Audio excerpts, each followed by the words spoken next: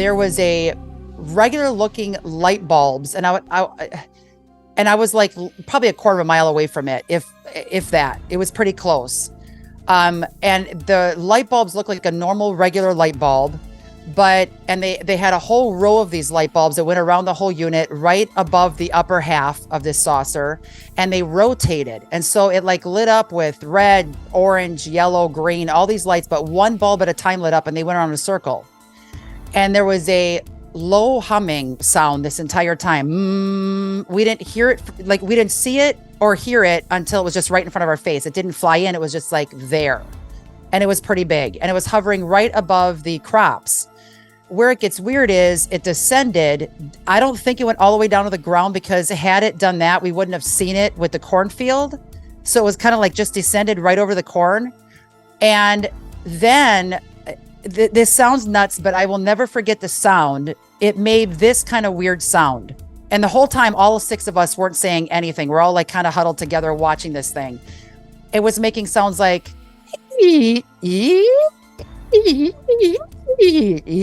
I'm like, what the heck? And we saw sparks flying out of the side. And then we heard that same thing, but there were like breaks in the sound, like something was communicating to something else, but we never saw anything. We never saw anybody come or anything come out of this thing. We did see some weird door like open from the top, go down, but we never saw anything go out or come back in. We just saw this ramp thing come down out of the side of it.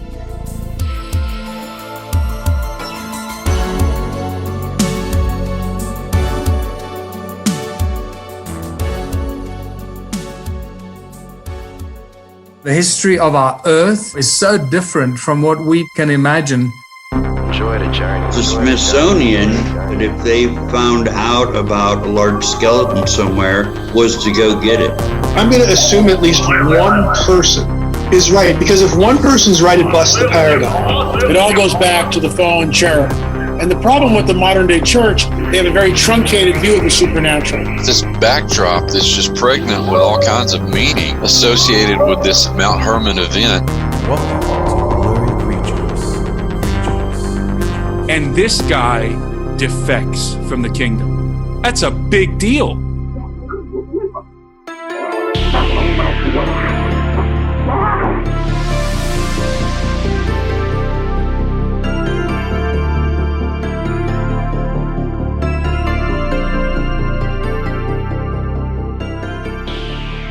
You've tuned into Blurry Creatures Podcast. Luke and I started this podcast. When? 2020. In the year that felt like 5 years. Yeah. We started talking about Bigfoot. And who knew? Here we are, Nathan. We've been to Peru and back. Yes. We have. And we have a lot of weird stuff that's kind of taking place. It's been a wild 3 years. I think we should probably do some sort of 200th episode breakdown of all the weird stuff we've learned. Okay. Maybe that's coming. We'll tease that a little bit, but we've talked to a bunch of different people from a bunch of different walks of life, learned a lot of things about giants, Bigfoot, pyramids, ancient construction, aliens, UFOs, werewolves, portals. It's all there. Yeah, it sounds like a Cheesecake Factory menu. There's a lot of things on it. Where are we gonna go today? What do you order at Cheesecake Factory, Luke? I'd bring it up because I haven't been in a long time, because just the menu itself is overwhelming. But cheesecake, obviously, at some point. You're not going to not when you go to Cheesecake Factory. But that is neither here nor there, Nate. It is here. Great to have you all. Great to have you all along on this. Is a journey podcast and a journey show. And Nate and I are right there with you as we interview the PhDs, the experts, the people that have had the experiences. And we try to look for better answers to some hard questions that are really coming to the forefront, especially in the last year. A lot of these topics are becoming some mainstream talking points. And so we're grateful to have you along for the ride. And today we've got a fun one. Yeah. We're doing a collaboration with Tina Griffin from Counterculture Mom show. We met her actually at the Birthright Conference here in Nashville when Tim had his conference and invited us along. We actually opened the conference by doing a podcast interview. And Tina has a really, really cool thing that she's got going on in her own sphere. And even cooler, she has her own experience, and she has a story she's going to share with us today. She has a UFO encounter from when she was a child, and so very excited to do something here finally with our friend Tina. and she is just a wealth of knowledge, experience, and research. But this particular episode, we're going to talk about her own experiences and her own experience as a kid with a UFO. Yeah, she had a Class A UFO sighting. And some people out there just have these experiences that you kind of wonder, like, man, some people just seem to get the holy grail of a paranormal experience, and it helps shape their life and how they believe the stories that they hear. Because a lot of people are just naturally, we're skeptical beings. So can't say thank you enough to all the people who believe in this show and sponsor the show. A lot of new members lately. If you want to get access to more Blurry Creatures and some of the perks, behind the scenes, hangouts and chat rooms, talk to us a little bit, member chats, and discounts on merch and things like that, you can go to blurrycreatures.com/members, become a member of the show. I know there's a lot of people out there making content these days, but Luke and I try to put a little extra juice into the memes, the merch, the message, and just finding these people and recording it. Your membership goes a long way to keep us able to spend all these extra hours getting blurry. So thank you so much for considering sponsoring the show. Those 3 M's, you pulled that one out. It was like a Beats, Bears, Blurry Creatures. Absolutely. We're grateful to all the people who support and who've been along for this ride. Thank you for listening. Thank you for sharing the show with your friends and your family. And let's get Tina on the show. This is going to be a fun one. Yep. We're going back to Wisconsin. What goes on up there? About to find out.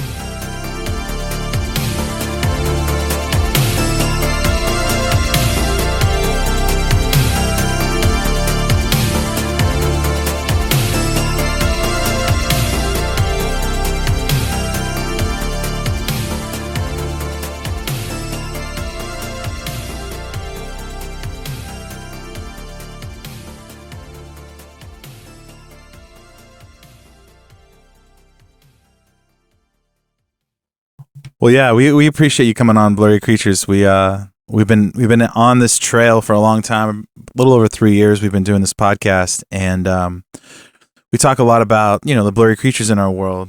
So, welcome, Tina Griffin, to the podcast. You host your own show, the Countercultural Mom show, and you're ex-Hollywood actress, speaker, and you're doing all the things that we're doing in probably some different spaces, but we have some crossover. And Amy from Eyes on the Right texted me. She's like, you got to bring Tina on. Her and 6 of her friends had this wild UFO encounter in their backyard. So we're excited to break this down. Thanks for coming on the show. Yeah, thank you for having me. I'm very excited.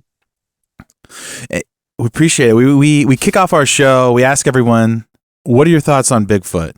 Just to get weird and get blurry, as we say. This is the icebreaker. This is like when when you're in elementary school and they ask you, what's your favorite color? And, oh my gosh. Do you have any pets? For us, it's like, what do you think? What are your thoughts on Bigfoot? And to be fair, Nate, there have been a few guests that said they don't have any thoughts. So you can always default to that, although it's a really uninspiring and boring answer to a very fun question.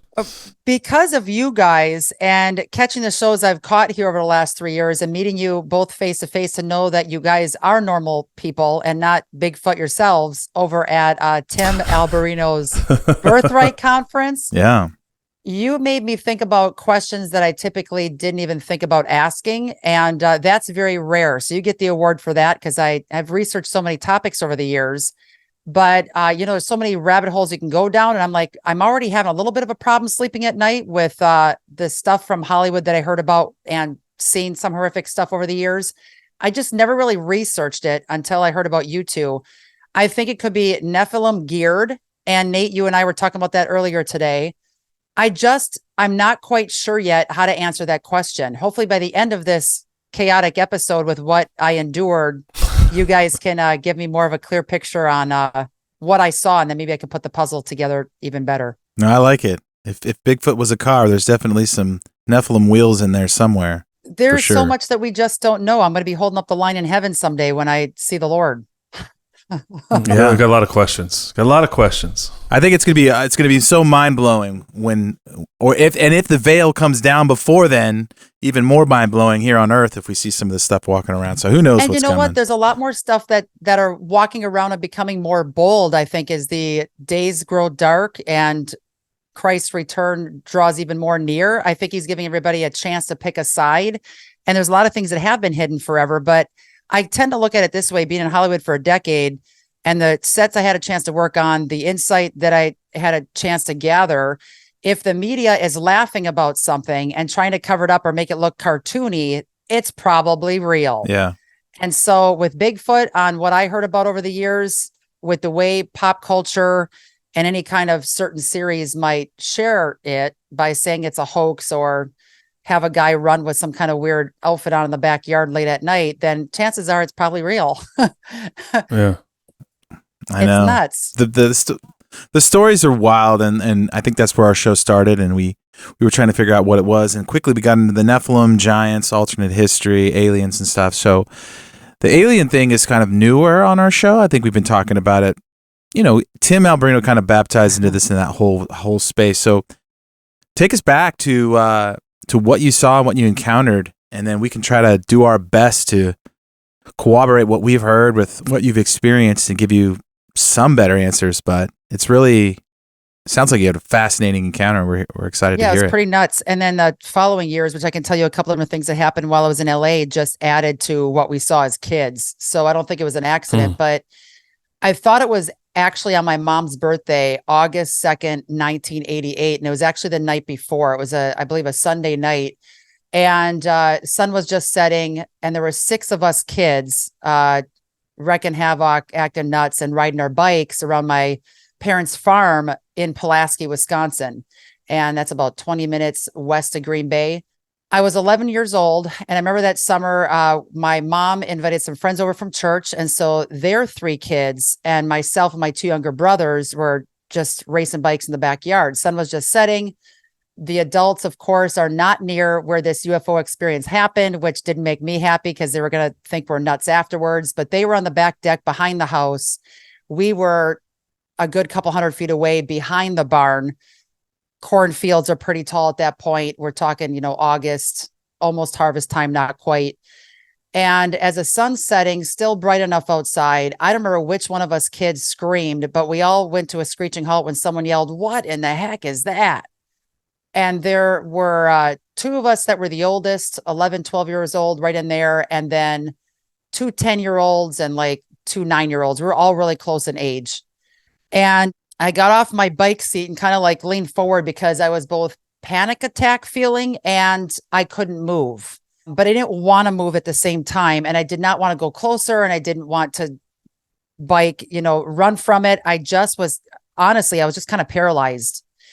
And this silver looking saucer ordeal, and I have to put a preface in here by saying I grew up at this time watching a ton of Rescue 911 shows, unsolved mysteries, cops. I was just into that FBI research already as a kid. And so I'm like thinking in my brain, oh my gosh, like the cows that were taken in Texas, this could be real. Cause I saw the same type of shape that day. It was a regular looking silver saucer. It had small windows on, if you cut the thing in half, the top half had small windows that were more narrow at the top and then got wider on the bottom. There was a regular looking light bulbs. And I was like probably a quarter of a mile away from it. If that, it was pretty close. And the light bulbs looked like a normal regular light bulb, and they had a whole row of these light bulbs that went around the whole unit right above the upper half of this saucer, and they rotated. And so it like lit up with red, orange, yellow, green, all these lights, but one bulb at a time lit up, and they went around in a circle. And there was a low humming sound this entire time. We didn't hear it, like we didn't see it or hear it until it was just right in front of our face. It didn't fly in. It was just like there. And it was pretty big. And it was hovering right above the crops. Where it gets weird is it descended. I don't think it went all the way down to the ground, because had it done that, we wouldn't have seen it with the cornfield. So it was kind of like just descended right over the corn. And then this sounds nuts, but I will never forget the sound. It made this kind of weird sound. And the whole time, all 6 of us weren't saying anything. We're all like kind of huddled together watching this thing. It was making sounds like, I'm like, what the heck? And we saw sparks flying out of the side. Never saw a being, but sparks flying around the side. Like it brought back, like, I just thought that my dad, when he would weld in the shop on the farm, it was that type of sparks flying from it. And then we saw fireworks coming out of the side, like normal, regular looking fireworks, but they were huge because I remember thinking in my brain, it's not 4th of July. Like I thought it was like a fireworks show, but it wasn't 4th of July. This was like a month later. So that happened. We heard that weird sound, like cutting through metal type of deal, but it was a weird sound. It wasn't normal because I was in my dad's shop for years. It wasn't like a normal sound.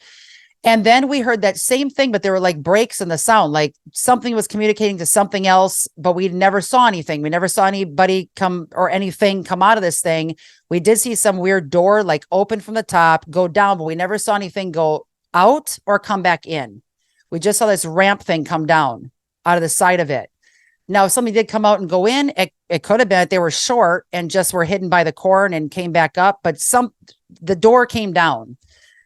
This probably went on for 5 minutes. Fireworks, the weird screeching noise. I can't remember if there was a beam coming out of the bottom or not. I just remember it looked lit up from the inside through those windows, like a yellowish hue, and then the rotating lights. And it was just weird. It was very weird. And it was pretty big. Like I could see it in detail. What got weird is after that, like came up above the cornfields again to where we first saw it, it all of a sudden just disappeared. It didn't fly away. It just was gone. After that happened, we were screaming because we're still like, my heart was beating out of my chest at this point, just screaming. And I was yelling for my mom and dad. I was hoping they would see something. We couldn't even move when this thing was going on. Cause my first thought is that is not of this world. That is not, it looked like a UFO from what I saw watching these different alien shows. Mm-hmm. And so when that happened, I was screaming, running, racing back on my bike around the barn, going over this ramp by our silos, screeching halt. My parents are like freaking out, running around. What happened? They thought, something happened to one of us kids. And we all started screaming at the same time that we saw this, thing in the air. It's a UFO. And my mom, like normal with other weird stuff that's happened to me in my life, even as a kid, I'd be like, kind of write it off. Like, you guys saw an aircraft, it's probably some government thing. I'm like, no. And she didn't really believe me at first. So I told her, why don't you divide all 6 of us kids up in different rooms? We won't talk to each other at all. Like, because we didn't even have a chance to say this, we're going to tell them and try to freak them out and scare them out and lie about something. There wasn't a lie about we're freaking out because we knew something happened. We all went into different rooms. She gave us a piece of paper. We all drew the exact same thing. Exact same thing. I mean, some of the diagrams were a little bit smaller, but the same kind of details, this craft, all that. And we took it one step further, which I had like this FBI research thing, like just I would have been an FBI agent if I didn't go to LA and do the acting thing and all that, because I'm always like trying to research, dig into put the puzzles together. I told Tara, my best friend who was over that night, we're the 2 oldest in our families. I'm like, let's call a local radio station to just see, or the local TV station in Green Bay and see if they got any reports. Cause we know what we saw. There had to be more people. But I called at 11 years old. My mom looked up the phone number. I called and I said, hey, we just saw this UFO, da, da, da, da. And then Tara's on the line with me. We're both like yelling into the phone. This is what it looked like. And the woman on the line, before I can even finish our story, said, you're the 66th caller that called in about your sighting. Wow. So we knew we're up to with something. I don't know if you guys want to ask any questions or a little bit more to the story, but that was what we saw that night. So how far are you away from it? So it's in your backyard, basically. It's right over one of our cornfields. So we have the barn, like 2 silos in the back, 1 silo in the front. And we were right between the barn and that cornfield. And it was hovering over the back part of that cornfield. So literally a quarter of a mile. So it's pretty close. And what year is this? This was 1988. And here's what's crazy. I host this program called the Counterculture Mom Show, and we did UFO alien abduction about a year ago. I don't remember looking up what is this called here? National UFO Reporting Center sighting report, where people can report what they saw. I went back, and sure enough, August 1st, 1988 at 19:15, which is what, 7:15 p.m. I'm just going to have a heart attack. It just gives me chills every time I see this. It's at 6:54 p.m. Sorry, 6:54 p.m. This was reported that at 19:15, that's 7:15 p.m., this mom and her son in Howard, Wisconsin, 10 miles away from me, on August 1st, 1988, saw this oval shape for a duration of 2 minutes. There were lights on the object. The object changed color. I haven't read this in a while. I just got chills. That is the same object that we saw. And I can read you really quick what she saw. It's 2 sentences. My son and I were coming from Swamico, Wisconsin. That's exactly where we live. And traveling down Vilp Avenue, traveling south. As we turned off from our road, my son was tying his tennis shoes, and he looked up and said, "Mom, look up." At that time, I looked up and we both said it was a flying saucer or a UFO. My son got excited. I told him to not say anything as we were going to his orientation for 9th grade. I told him no one would believe us. After arriving orientation, my son went off, and a while later, his friends came up and asked me if it was true. That night afterwards, I called the airport to see if they had any airplanes traveling in direction. It was not an airplane. And I mentioned what happened, and they said, nope. The moment we say it and realize that what we were looking at, with a blink of an eye, it disappeared in midair. That's exactly this. They literally, like, I have chills right now. I have chills. That is the same object. Wow. It was right when the sun was setting at 7:15 p.m. Swamico, like middle of nowhere. Here is the last little bit. I lived in Swamico in 2005. I know Stop exactly where that is. Are you serious? Yeah. Yeah, 2005. Swamico, Wisconsin, right there in Brown County. Yeah, it was right there. So to wrap up that little story, my parents thought it was nuts. We all drew these diagrams, and I was getting mad because I had no proof. You know, I hate not being believed, but I now had a whole opening on the world's not what we think it is, and there's a bunch of cover up. Well, lo and behold, God answered my prayer. We need some proof. 15 minutes later, we're back out in the back deck having dinner, yada, yada, digging into our burgers. And I'm looking up, and my everybody, even the adults at this point, are like, what the heck is going on?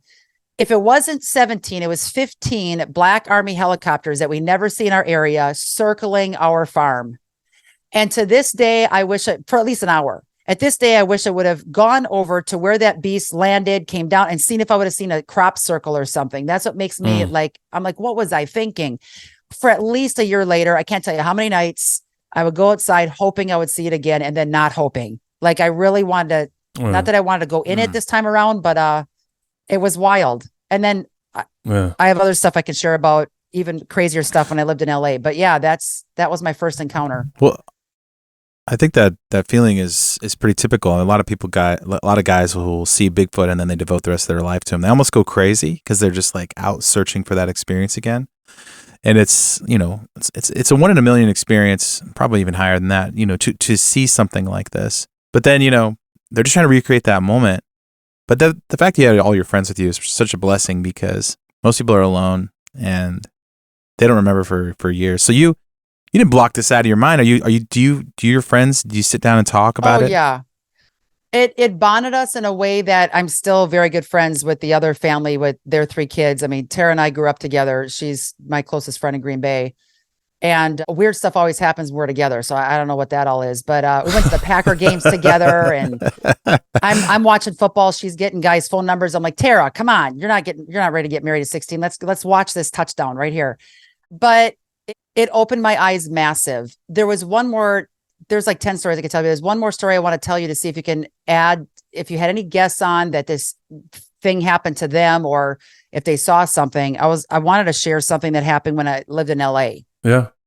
I have a couple of questions about the UFO thing though before. Yeah. When you talked about like being sort of frozen in place, is that a fear response, you think? Or do you actually feel like you were kind of stuck? Like the reason I ask this is there are a lot of accounts in ufology and UFO encounters where people feel like they sort of get stuck in place or held in somewhere, or they get sort of pulled almost against their will. This is not your case, but against their will, they're pulled to the craft. And that really famous UFO encounter, Barney and Betty Hill in the 60s, was that they felt like they were pulled out. They were compelled. They were like pulled out of their car, and then but there's this idea that sometimes encounters people get, it's controlled, may not be the right word, but in some ways it is that, like, you are either stuck in place or you're forced beyond, maybe against your physiology and your will to move places. So was that the case, or were you guys just sort of like, was it a fear response, like you got concrete shoes on? I want to say that we couldn't move. I'm trying to remember if I tried to move, but I just remember as soon as I got off my bike seat, I could not move. So I don't know if I don't even remember breathing for those 5 minutes. I was just like paralyzed is the best way to explain it. After it took off, that's when the fear hit me. I'm like, what the heck just, it was like a fear, excitement, freaking out type of deal. Like, what did we just see? We know we all saw it. You know, is it going to come back? Is it going to fly over the head and suck one of us up? I mean, at that point, I've seen a bunch of UFO type shows where, Right. people didn't do too well if they got sucked up in there. So my Yeah. whole thing was, let's be under radar, but I could not move when we were on our bikes. How big do you think the craft was in like comparison to something else you've seen? Trying to think feet wise. It's like the size of a bus. No, bigger than a bus. Probably two school buses length. It's a big ship. I mean, if I was right up next to it, that's probably how big it would have been. Definitely bigger than just one school bus, because that's kind of what it looked like from our distance. Yeah. Yeah. And the lights, that's interesting. Are you saying the lights were rotating or the lights were just blinking in sequence? No, it was like rotating. So like, it's like if you have a string of Christmas lights, but they're the normal regular round bulbs from like back in the day, it would be like one bulb that would light up at a time that went around a circle pretty fast. It was like just keep going around a circle all. Like a carnival. It's like a carnival ride almost. That's why I was you have thinking these, I had to go through the Gravitron. Yeah, where that it goes, exactly. Yeah. But you could tell it was not from anything I had ever seen before. Yeah. I was gonna say, it's interesting. Are you familiar with the aerial incident at all in Zimbabwe? Because when you were speaking, it kind of reminds me of this, except for the fact they had these things, something got out of the craft. But this is where there was a school where a UFO landed in 1994 outside of a school in Zimbabwe, the aerial school, and 62 students saw a UFO and saw things get out of it. And what they did is they separated all these kids and had them draw it. Oh my! To make sure that they weren't all like, making it up, and they wrote all the same thing. I remember seeing a short little video clip years ago on that, because that's all I researched for like a decade, was that all the time to see if I could piece together what in the world we saw. It sounds very similar in the sense that there's a bunch of kids, and then you get separated, and you all draw the same thing. It's sort of like when you have people implicated in a crime and you separate them so that they can't collude on a story, right? It's fascinating. Obviously nothing came out of the craft other than fireworks, which is also very fascinating. That's what I was going to ask. The actual door coming down. Can you explain like in detail, like what part of the ship did it come down, and did it go into the corn? Yeah, it came down into the corn, but it wasn't even like a normal door. It looked like a ramp. Like it looked like something cut the side of it out and then it just flapped forward into the corn. And it happened really quick. Like I just remember thinking, did I just see like something flap down into the corn? Like, is something going to come out of there? Like, that's kind of like when I got more like panic attack. Does it run faster than I do? Is it going to run through the corn and grab us? Like those thoughts were all going through my brain, but it was a really quick, like a flap coming down into the corn, not like a normal door that like I had a hinge and opened up sideways. And it was on the left-hand side of the craft. Same spot. When the fireworks came out and we heard that weird, whatever, sparks, like yellowish white sparks, when it must've been cutting through the metal is all I can assume. And then we saw the fireworks, then we saw that ramp, and then there was a ton more fireworks. And the ramp you couldn't see once it came down. It was like in the corn. Any like crop circle stuff in the area that you heard about? No, I mean, if there was, I didn't see it. That's the one thing. Had I been older, I don't want to even say older. I just wish I would have thought about it. Like, I wish I would have thought about it. Weeks later, I did. I'm like, why didn't I go there and look to see if there was a ring or, some kind of crop evidence?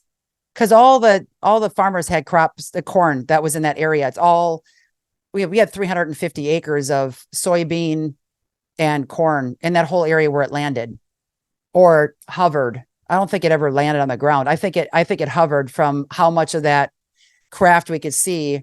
It just came up here when we first saw it, like this, or appeared right here, and then it like hovered down lower, kind of right above the corn. Just the very bottom of it was covered by the corn where I couldn't see it decent. It's interesting because we've been emailing a couple that's been doing crop circles research for the last 30 years, and they're coming on next week. And it's been a long time. So it's funny how these episodes kind of string together. And here you have this UFO hovering over the corn, and the next week we'll probably figure out what are crop circles? How does that make sense? But if you research that topic, they do leave these weird designs that are not, some of them are hoaxed, but some of them are so meticulous that, and then it just reminds me of Signs when you see those little alien figures running through the corn.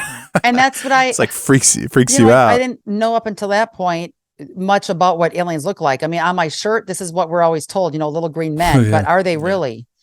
I was going to tell you a really quick, insane thing that happened to me in LA that is alien related. Yeah. And then you tell me what in the heck this is. I worked for a woman, a casting director at Universal Studios when I first moved to LA while I was going for film school at Cal State Los Angeles.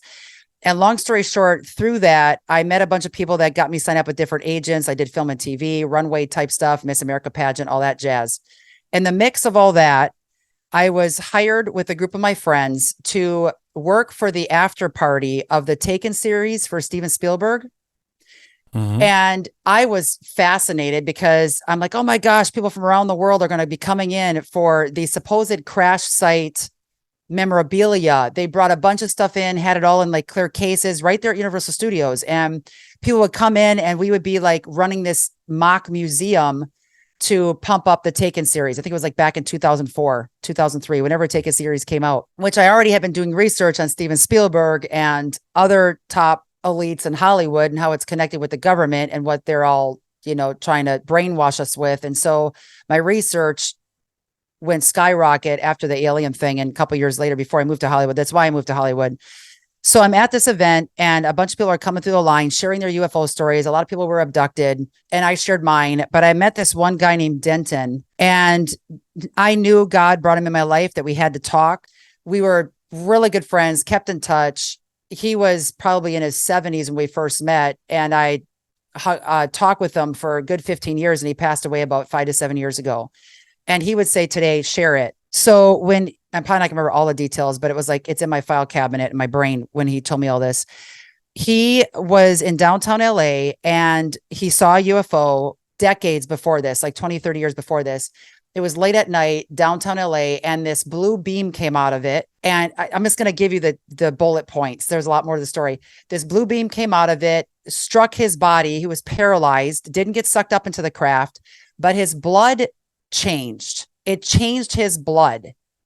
And I wish I could remember what his blood changed to, but there was only 2 on the globe that had that blood, both of which had that experience being hit by this blue laser beam coming out of a UFO. So I was like, well, that's a weird story. Well, it gets crazier. His brother worked for NASA. And one day, oh my gosh, I can't believe I'm even sharing this. Like, I hope, whatever. Give it to us. Give it to us. Give us the goods. Give us the goods, There's Tina. a target on my head anyway, so it doesn't really matter.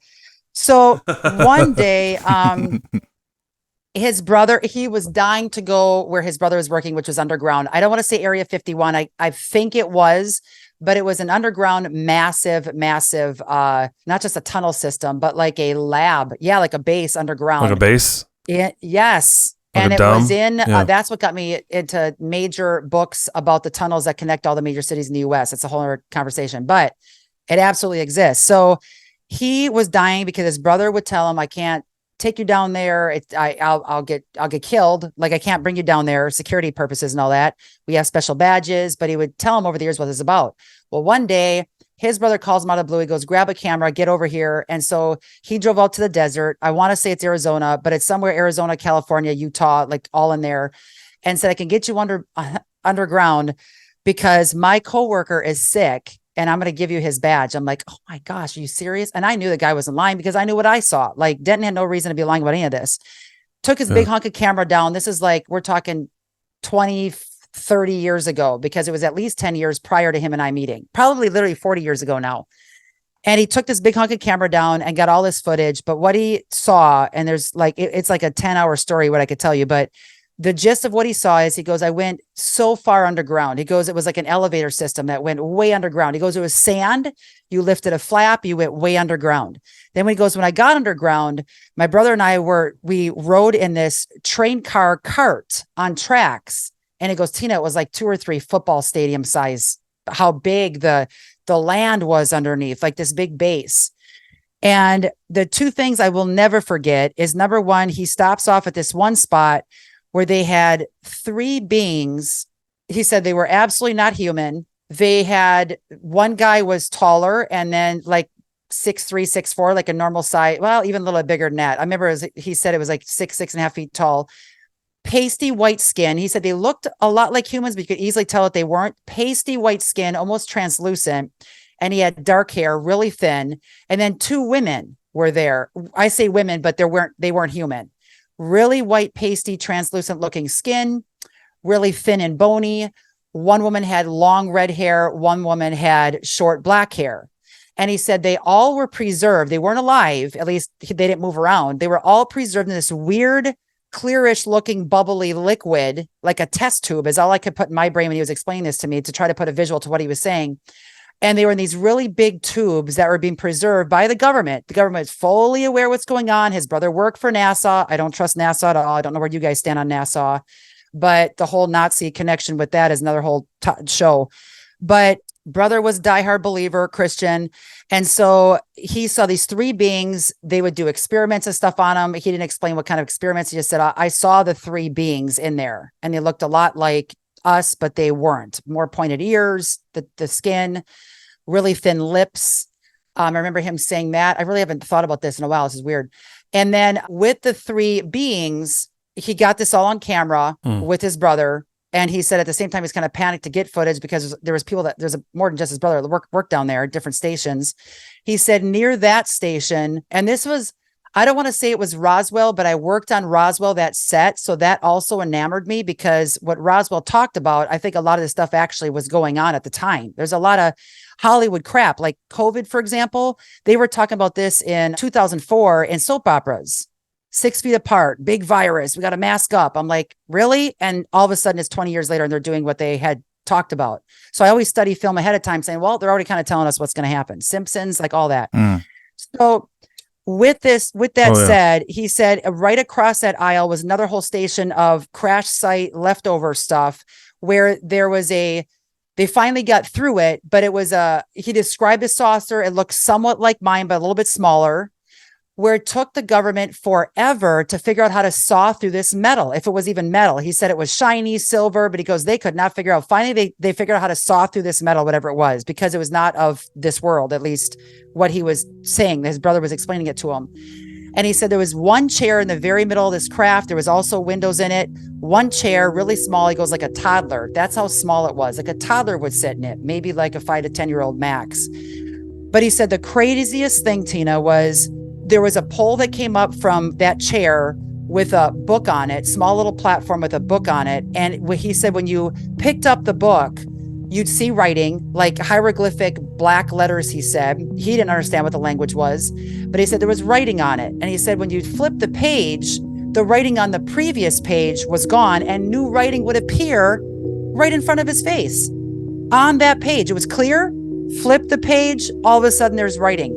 Flip another page, same thing. The previous page disappeared, new writing in front of his face. New writing would appear right in front of his face.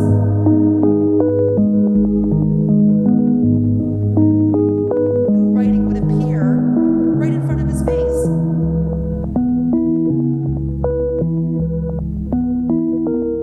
writing would appear right in front of his face.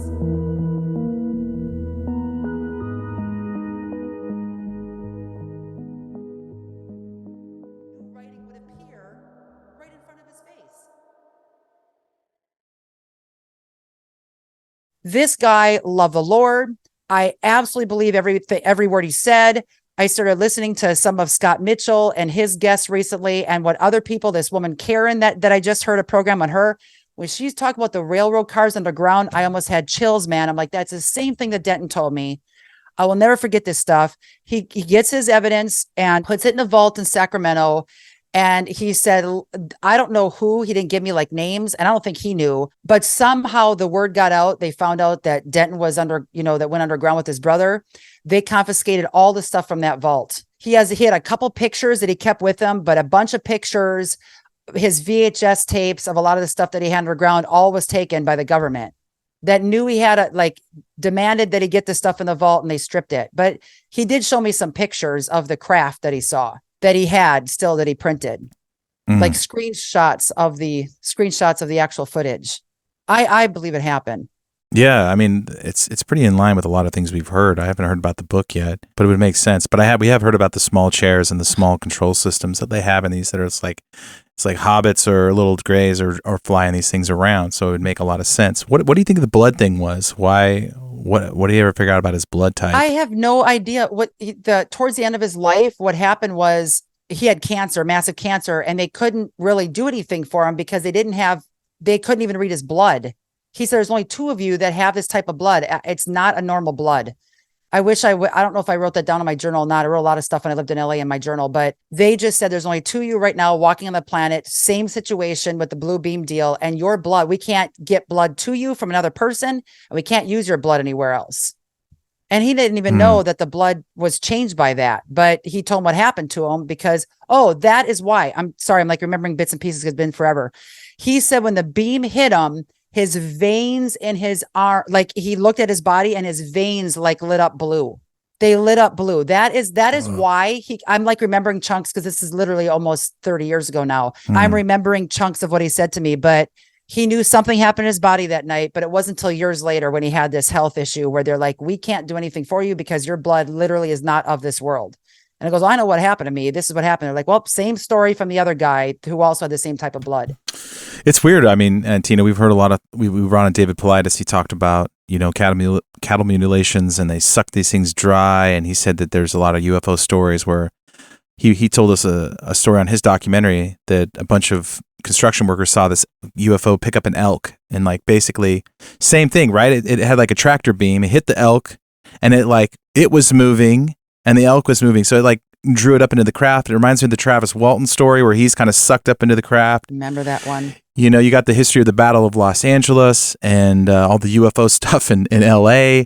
And the Taken series by Spielberg is really wild. I've watched it. It is not like a normal Hollywood thing where you're like trying to entertain people. It's like, what is this series? Are they trying? Yep. It is bizarre. And I think these people obviously know so much more than we know, and they're just conditioning us. I mean, my theory is when the rapture happens, which I honestly believe will be happening in our lifetime. In fact, I think Feast of Trumpets in the next upcoming years, and I talk about a lot in our show, like every quarter, we're doing an end time prophecy series. We're releasing one next week.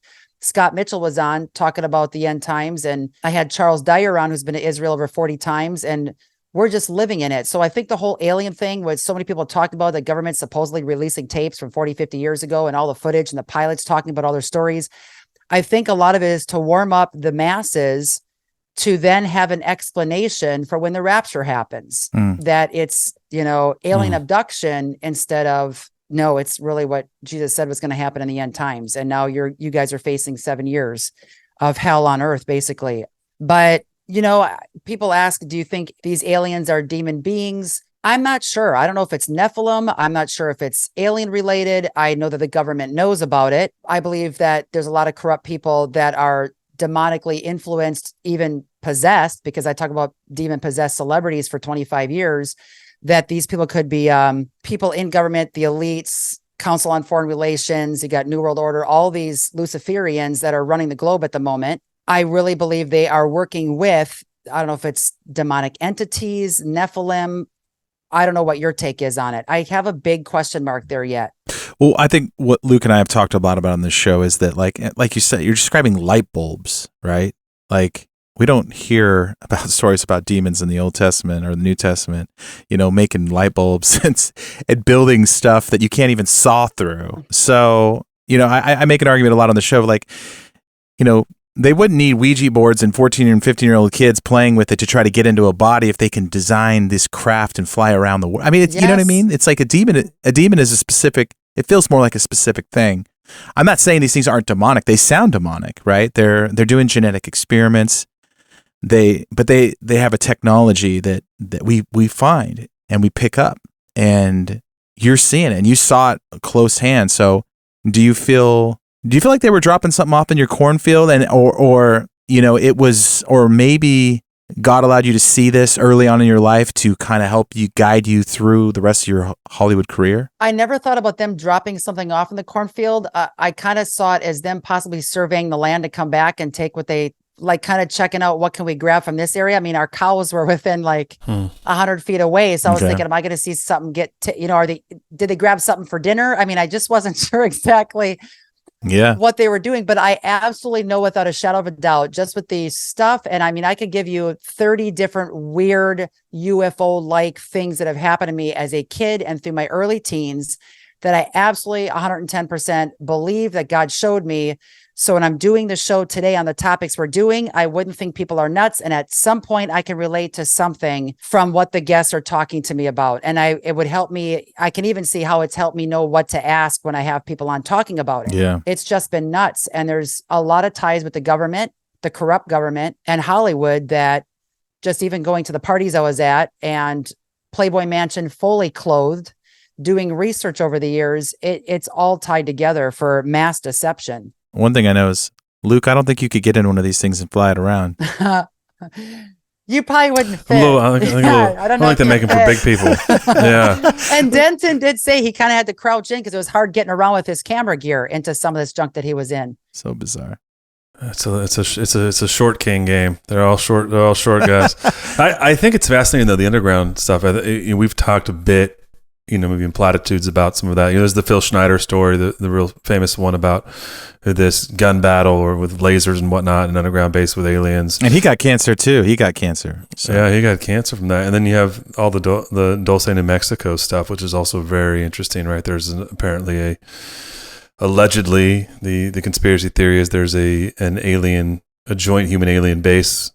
Depends what you read and what you read about under there. But we've talked to a few folks about these, and these absolutely exist. There are deep underground spaces in the United States. They tell us about some of them, right? They've got them as safe places for the president, and these things are connected. There's places that are connected to the White House. We know these are real or at least that they appear to be real because we've been told these things, right? These aren't secrets. And then so the idea these things exist in other places we don't know about is not far-fetched at all. In fact, it's fact. It's these things, they have train systems, and so who knows what's under the ground. I think sometimes we focus so much on what's in the sky that we forget there's so much weird stuff underneath the earth, underneath our feet, that we don't even really know about. And I love your story. It is reminiscent of Signs to me, like thinking of, and it's an 80s version, right? It's 88. You have this cornfield and this experience. I do think everything happens for a reason. So God is redeeming that in your work, having had this experience and be able to speak about it. Here's what's nuts. I did a series recently that caused me to dig a little bit deeper about the tunnels, underground tunnels. And if you look at the map of where they made these tunnels in the U.S., there's actually a concentrated spot in Wisconsin right around the Green Bay area, all the way up through Shawano, like going up Highway 29 for a good 30 minutes.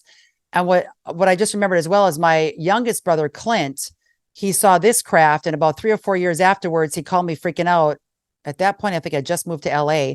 And he's like, Tina, you're never going to guess. I saw a second UFO right above our woods. Wow. And it was a different one. It had like 3 lights and they all kind of moved together, but it was 3 big lights. Like they were red, then it all changed to white. And it was just the lights though, probably the corner of a triangular looking unit. And all he saw were the lights because it was a lot later at night. But I've met Green Bay gamblers, the hockey players. I would do reporting for Green Bay sports before I moved to LA. I had a couple hockey players tell me some stories of what they saw. One guy in North Dakota, Calvin Parker. I don't know if you ever interviewed him. He has cancer today, and I hope the guy's still alive. I interviewed him a year and a half ago. Him and his coworker were abducted. It's in Mississippi, not Tegucigalpa. What is that weird? Did you ever hear about this guy's story? He was fishing with his coworker. He was 19 when it happened, and he saw this craft above the water, and then it landed on the shore, and these alien beings, literally these whatever bodies, against his will, picked him up, hauled him into the craft, and they did experiments on him. And he talked about that in our program, and it was nuts. You guys got to get him on the program. I hope and pray he's still alive, but he got cancer. And he said this one female being like stuck her long looking finger up his nose, and literally blood was draining. He was wearing a white t-shirt, freaked him out, paralyzed. They gave him some drugs to also keep him paralyzed and on this glass table that was inside the craft. And there was at least 50, 60 people, if not more, that saw what in the sky that night. And several saw the 2 guys get hauled into that ship. It's nuts. Yeah. It's just nuts. What's the guy's name? What's the guy's name again? Parker. I'll give you his info. Calvin Parker. It's freaky. That's fascinating. That part of the country too. Like we've talked a lot about in ancient history, right? It seems as though that was sort of the landing point for the mound builders, I think, because the Ohio Valley, Michigan, Wisconsin, Minnesota. We brought on Roger, who had a serpent mound on his farm up there, and he had all these weird creatures coming out of the woodworks around this serpent mound that he discovered on his farm. Stop. So you have these ancient places. You had literal giants being dug up by farmers in that area. Fritz Zimmerman documented over 750 mounds up there, which are not, his whole thing is they're not Native American. These predate the Native Americans. They're here long before. You find Canaanite artifacts from these. It's way old. And you wonder if some of these places are portals or they came here for a reason and they knew what they were doing there and they built these little mini pyramids all over the place. And if there's not some sort of access still to these points. Because, this week's episode, we interviewed a guy that saw the Hat Man up in Wisconsin, too. So we got a Wisconsin theme going on right now on our show. Tell you what, it's not just cheese up there with us. Oh, yeah. I know.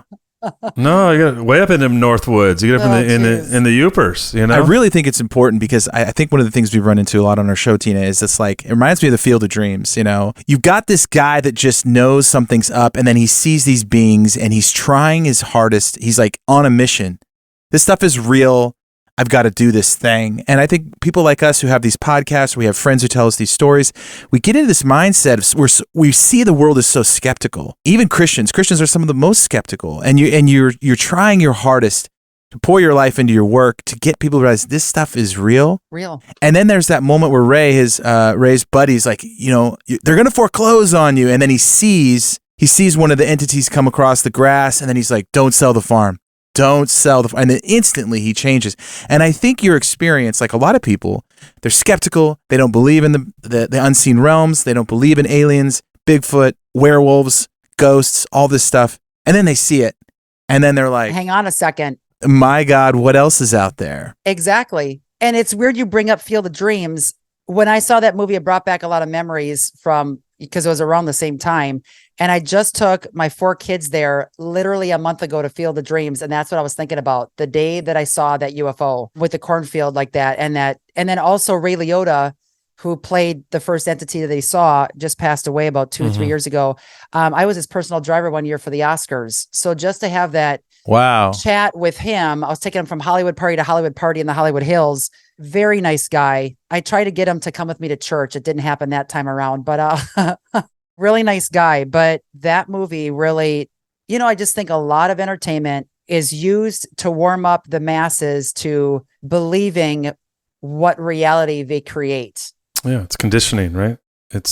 Yeah. And in the end times too, just another little thing that I've been thinking about lately, when the Lord warns us in the end times, there'll be famines, earthquakes, birthing pains. We're Braxton Hicks stage. We're there, we're close to we're at the 8-month mark and maybe 2 to 3 weeks. And this kid's coming on time. It's not going to be late. I never thought about this before, but just doing research on geoengineering, look at how much of what the Lord talked about in the end times could actually be being caused by the very globalists that are Luciferian driven that Satan's using to try to destroy humanity. It just blows my mind. It's a whole different way of looking at it. Growing up as a kid, I'm thinking maybe all these famines and earthquakes and tsunamis and hurricanes and all the rest, God is bringing on his judgment. Well, it could be seen that way.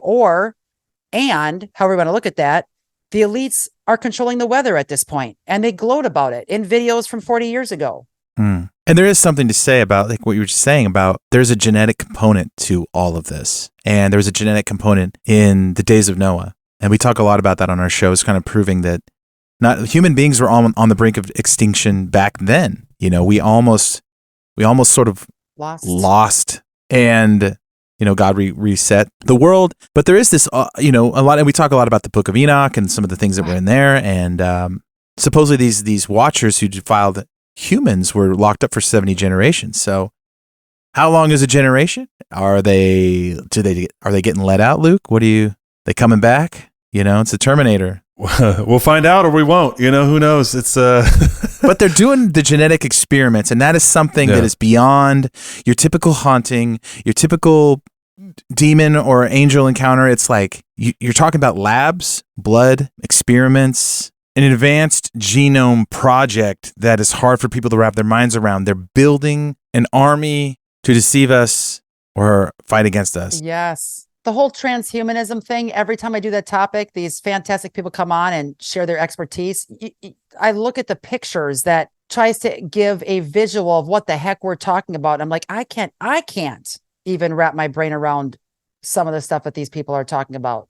And they're sometimes stuck. It's a lot like, we've talked about this before. It's the same temptation in the garden. It's like if you You can upgrade. You can be like the gods. You can have these things. It's humanity 2.0. It's fascinating. I was actually having this conversation earlier today with a buddy about the idea of this genetic seed war that we see in the Old Testament, and then of course God thwarts all of that and then redeems humanity through Jesus. As they're trying to cut off, the pure bloodline of humanity, Yes. It doesn't work. But they shift, right? And so they haven't really stopped. It's just like, what are they doing now? And there's a lot of theories on that. Like maybe the Joel 2 army, that they're building the super army.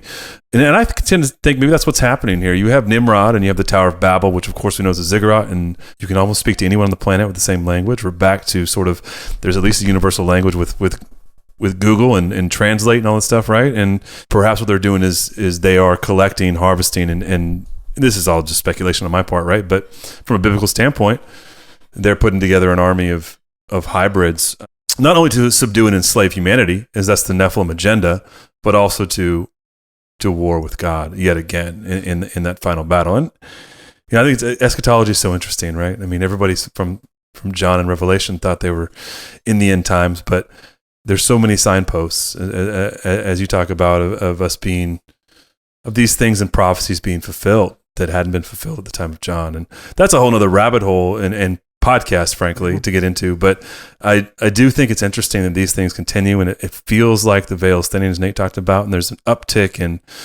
in sightings. There's disclosure, with the whistleblowers that we saw in July and last month, these whistleblowers blowing the whistle on these black projects and these unelected parts. Unelected parts of our government that are working on craft, right? Craft that can't saw apart in some of the same ways. Elements that, back to the testimony of Bob Lazar, these elements that didn't even exist at the time, right? But now do. It's bizarre, right? I was just going to literally mention Bob Lazar. That when I started researching, when I lived in LA and that whole that era, I was researching nonstop, and Bob Lazar, his story, I just could not stop researching enough. I mean, file after file. People are like, do you sleep at night? I'm like, no, I'm doing another 8 hours on Bob Lazar. Right. Well, it was Los Alamos, and he was taking a train and buses with blacked out windows to these places where, and he was at a time when there was no whistleblower status, and the only way you could really protect yourself was by becoming a public figure, right? And going public, and so hiding in the spotlight. People like to get after him about his credit, his where he went to school and his resume, etc. But it's fascinating things he talked about at the time. That's just now we're finding out these things are true. The history is now validating his testimony, which is also another fascinating paradigm. It's unfolding in front of us. I just think Bob Lazar had that part of him that, people like us and these shows and these truth seekers, they just have it in them. There's this immense vulnerability. They can't contain it. They can't lie. And I'm sure if you're a Christian, you're going through places like Hollywood and you realize there's a lot of fakeness, there's a lot of surface level stuff. You quickly start to realize that you can't be yourself in these situations. And I think Bob Lazar couldn't be himself, and he had to tell his friends, and he started to get worried, and that vulnerability aspect won. And I think that's a quality that these people have. I just loved him too, because what he described gave me more insight or details to what we saw as kids. And I just always look at that and I ask myself, would a person want to stick their neck out to get hung by making up a wild story like that to try to get some followers? The answer is no. Social media didn't even exist back then when Bob Lazar was around. He was putting his life on the line. He could have got killed for what he was sharing. So to me, by stepping foot out and sharing that, he absolutely was sharing the truth. There was another guy, and it's driving me nuts that I can't remember the guy's name. That's a whole nother story. I met this guy, Kenny, on the streets of LA at like 1:30 in the morning, really close to my apartment. And God told me, the Holy Spirit told me, roll down your window and talk to the guy to your right. The guy looked like a drug dealer. He had tattoos all over his arms. He was not saying that all tattoo people are drug dealers, but he looked scary, a total bald head. And this is at 1:30 in the morning. And I'm like early 20s. I'm like, I'm going to get killed. But God was very clear. It was a stoplight, red. He said, roll down the window, start talking to him. I rolled down the window. I look over to Kenny and I said, hey, God, it's going to sound nuts. He's like, hey, what are you doing? How you doing? I said, great. You're going to think I'm nuts. God wants me to talk to you. I don't know why. We stopped at a gas station, talked for a couple hours. He knows about a lot of this stuff going on behind the scenes, government deal. A friend of his wrote a book. I wish I could remember the guy's name. Something about white horse. Oh, he wrote a book about 20, 30 years ago. Nope, 30 years ago now. He lived in Arizona. The government had tapped all of his phones. He wrote all about what was going on with the government, with aliens, UFOs, whatever you want to call whatever was going on, all these the Area 51 shenanigans, all that. And he wrote a book about it. And he told his wife, don't tell anybody. I don't want to get killed over this. I might have to make it a fiction last minute. She tells her women in her Bible study group, within a couple days later, he was shot and killed outside of his house because these guys were making racket, and like late at night, they were drinking, or it sounded like they were drinking. He went out to tell them to get out of there. And they were probably with the government, were making racket to make him get out of his house, because he hardly ever left his house, because he was like just scared to leave his house, and was shot and killed in his driveway. And he wrote this fantastic book. It was something to do with white horse. Do you guys know any kind of book I'm talking about that has white horse in it? No. It's like, it brings in revelation. I got to look this up. The point is, there's so many people that try to get the word out about what was going on over the years. And I would find out about these people and find out they were killed in the line of trying to expose it. Anyway, it's killing me. I can't remember this. Oh my gosh. Oh, I found it. Praise the Lord. Yes. People have got to read this book. Milton William Cooper, but he went by Bill Cooper. Behold a Pale Horse. Jaw dropper book. It changed my life when I read that in my early 20s, when I met Kenny at 1:30 in the morning. We'll never forget. He told me about the Freemasonry in LA and how they made the streets a certain 33-degree Mason type diagram. I mean, the guy was just phenomenal. But he told me about his friend, Bill Cooper, that was shot and killed in his yard because they wanted him to shut up. But he got that book out. Behold a Pale Horse. I was going to say, I thought it was the Pale Horse. I was going to say, that's like a revelation. Wow to that book. Wow. Or the beginning of Tombstone, Nate. Yeah. It's like, he's talking about a sick horse or something. He's like, your Spanish is worse than your English. Yeah, we could do a lot of we could do a lot of movie quotes here today, because it's ridiculous. It's just ridiculous. This book is about information that kept in top secret government files since the 1940s. His audiences hear the truth unfold as he writes about the assassination of John F. Kennedy, the war on drugs, the secret government, UFOs. And he was shot and killed. But he talked all over the place, did a ton of presentations, and spoke. And they kept warning him. And he's like, I don't care what you guys are talking about. We're trying to stop me. I'm going to keep getting the word out there. Excellent book. I want to pick it up now and read it again. Yeah. Even late at night. I'm nuts. I like reading scary stuff before going to bed. just helps you relax before you go to sleep, right? Helps answer some questions.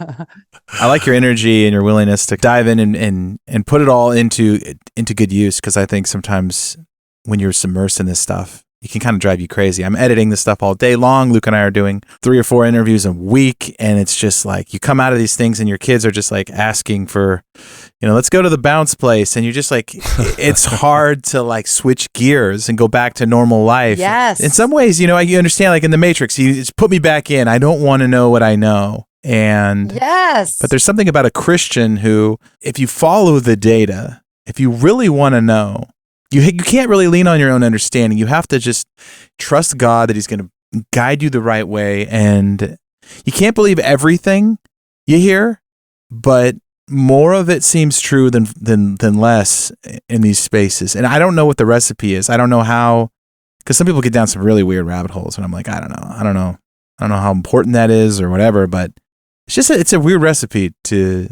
plow through all this information and make sense of it. I hear you. I don't know if you share some of this stuff with your kids or how old your kids are. I homeschool my kids 14 down to 10. I've got 4.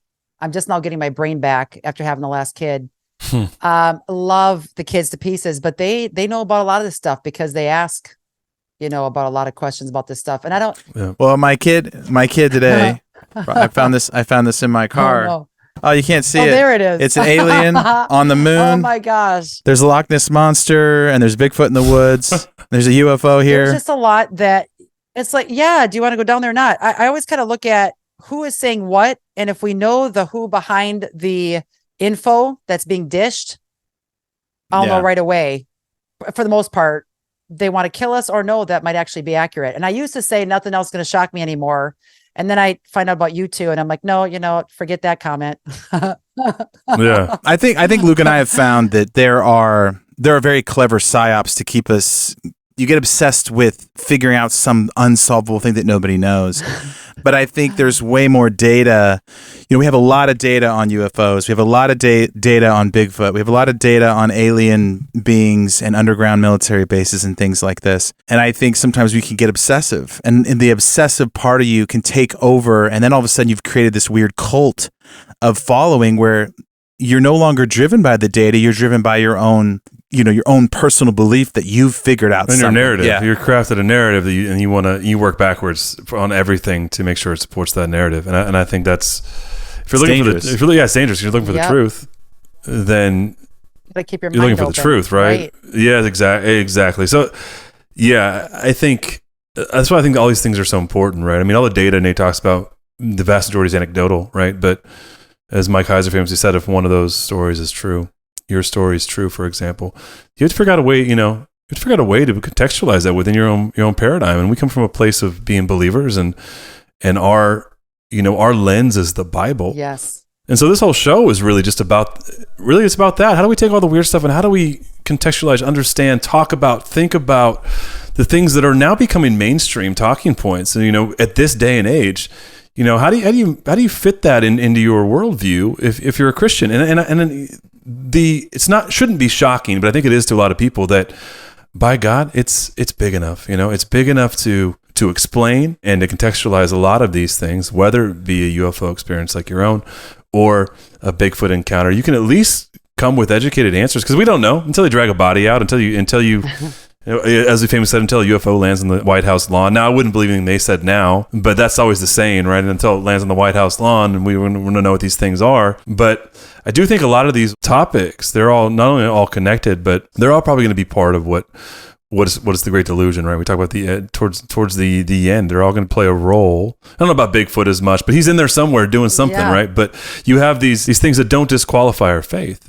In fact, we live in a very much of real supernatural paradigm, if you want to use that word, as Christians, right? We believe in a lot of amazing and fantastic things that when God has intervened into this creation, into the story of humanity. And, I think it's so cool what you're doing. I love how these concentric circles overlap, right? Because the things you're talking about, you talk about Hollywood, and they all fit into what we talk about too. And I think of Richie the Barber, Nate, when she's talking about her Hollywood stories and things that Richie told us about. He was in Hollywood much more recently, but it sounds very much the same. Right, you got cannibalism, you have occult practices, you got high Luciferianism that's happening in these circles, and it's massive. It doesn't change. Nothing is new in that sense, and yet it's very shocking for a lot of people to digest, because it's much easier to put your head in the sand and believe that the government, we should believe the government's telling us, right? They have our best interest in mind. And, if we don't think about this stuff, we don't have to worry about it. And maybe that's been the case for a while, but a lot of these things have come knocking on our front doors, whether we like it or not. Absolutely. I think a lot more people are searching right now too. I mean, I don't know if the three of us and other people that we know are magnets for this. It's not as though I personally am looking for this, but I would rather have stuff that happens where I could digest and understand even more what is going on around us than to not. And I think anybody out there listening to this, if they're like, well, nothing weird has ever happened to me, and I would really like that to happen. All I would say is, throughout my life since walking with the Lord at the age of 16, right now actually marks 30 years. It's kind of nuts. 30 years this month, September. Wow.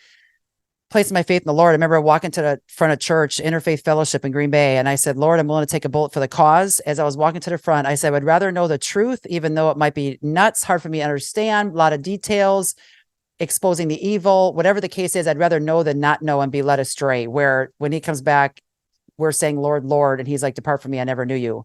I didn't want that to be me. And anyone seeking the Lord, he will absolutely show you in ways you least expect what is currently going on. I mean, I've had a wide range of stuff, including a demon that literally tried to kill me, that had its hands or something, like it had a grip on my steering wheel on the way to a speaking event, tried to steer me into a semi.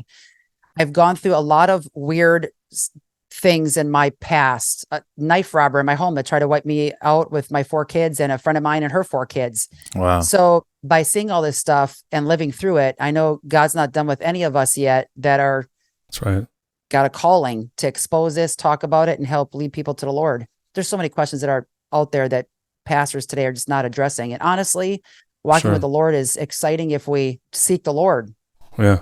You're not bored. I mean, the story that we all find ourselves in is crazy. If you think about what this all is, I mean, what we're a part of, just God's creation and the number of species on this planet and all the things we know, we sort of fall asleep at some point. And I think that's Satan's design, is to get us all into this just malaise. And I think people like us we're curious, but we also don't buy that. I mean, the creativity of God doesn't just go away. It just doesn't stop. And his interactions with humans, he cares and he loves us. And there's so much more. This is not a boring story. And I think people say, oh, you're just searching for that sensationalism. You're just searching for that high. And I'm like, no, I think all of this is crazy. Everything all of it is crazy. Like, why do you accept such a boring origin story of humans and a boring, everything is just rational explanation for everything? It's like, even the way your mind works, don't you understand? Like, you're rationalizing right now. Like, isn't that a miracle in itself? Uh-huh. But yeah, but on our show, we just find the weird stuff and we sort of package it with the 80s flair and That's right. I love it. We put it out in the world. I love it. And it's connecting and obviously, we connected through Tim Alberino, which is trying to put some practicality in people's minds of like, what if these beings are just as physical as you and I? Why is that so hard to accept? And we have such a sort of medieval angels, are these chubby little things that float around and fly around. They don't make things. They certainly couldn't breed with women. And you're crazy if you believe any of that stuff. But we find evidence of all this. And we're like, maybe there's more to the physicality part of the heavenly realm than we want to admit. I hear you. There's a verse in the New Testament talks about that we might be entertaining angels without knowing it. And I'm like literally, that might be what we're doing. I'm telling you, we could do a whole other podcast of 2 angel run-in stories that I've got. Yeah. We'll do it. We'll do it. Let's do it. I mean, I was just saying this, Tina. Like, you've done a bunch of these little like ancillary stories, and I'm like, that's a show, and so is this. So is that. It's just nuts. Well, I mean, we've had lots of guests on multiple times, and I really enjoyed this conversation. So we can do it again whenever you want. We're trying to figure out this, and I know that each podcast episode could be. We try to keep it episodic towards a theme. So. Oh, sure. Yeah, I hear you. But for Tina, because we're familiar with your work, but I know that perhaps some of our listeners are not. So I would love to give you the opportunity to talk about your show, what you're doing, what the things you're trying to uncover, expose, and share that, and share where they can find and interact with you, because you have a great platform. You have a really, really cool message and what you do, but I'll let you talk about that and I won't. Oh yeah. No, thank you for that. The best place to go to is our website. It's counterculturemom.com, counterculturemom.com. There's a wide gamut of topics. From a couple weeks ago, we did HARP and the directed energy weapons. And interestingly enough, I think that's exactly what happened in Maui with the so-called fires. I think they were set on purpose to start the 15-minute cities that they're trying to get to for Agenda 2030. We talk a lot about health topics, shots, jabs, anything COVID related, 5G. I go down that whole path. There's a lot of info I have in my head and research and video footage to validate my major concern of what's coming out. You can't tell us that a pandemic is coming out soon again unless you're the cohort that's causing it. But why are they doing it? I talk about depopulation, and not to do it in a scary tactic, fear-based manner. The information that God gave our team of over 20 people is to help pound the pavement for the end times to be used fully by him with a healthy immune system, a clear conscience, working as a family unit to cross that finish line well. But we also talk about cyberbullying. We talk about school choice and the corruption with that. Trying to think of some mRNA and food. We have a whole series coming up, geoengineering, homeschooling, kids that are doing great things for the Lord. So we had an entrepreneurial type theme with young kids, 12, 13, 14 years old, starting businesses. So it's not just doom and gloom, with Jesus, of course, winning in the end. But we do a lot of topics to help encourage the families and raise their kids in a God-centered environment, answering a ton of questions that churches today just are not answering.